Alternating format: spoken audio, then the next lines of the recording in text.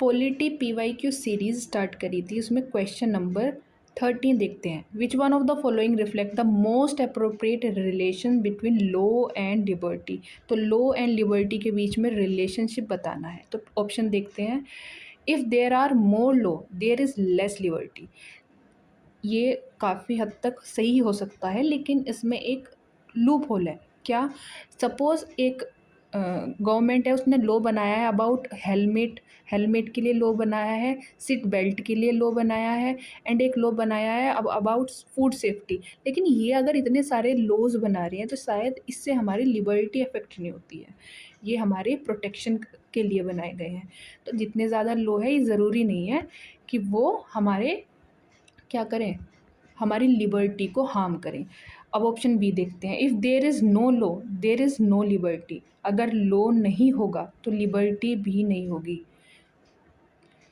Suppose police ने आपको arrest कर लिया, अगर लॉ है तो एक प्रोसीजर फॉलो करती है पुलिस कि कुछ केसेस में कुछ क्राइम होते हैं जो डिफाइंड है, सिर्फ उसी के लिए पुलिस आपको अरेस्ट कर सकती है, otherwise no.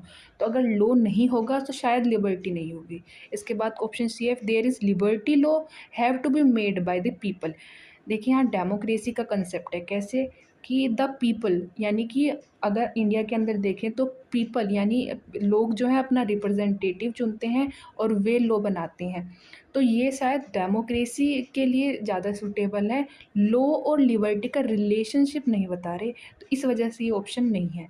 If there are change too often, if laws are change too often liberty is in danger. अगर लॉज जल्दी जल्दी चेंज होंगे तो लिबर्टी डेंजर में होगी।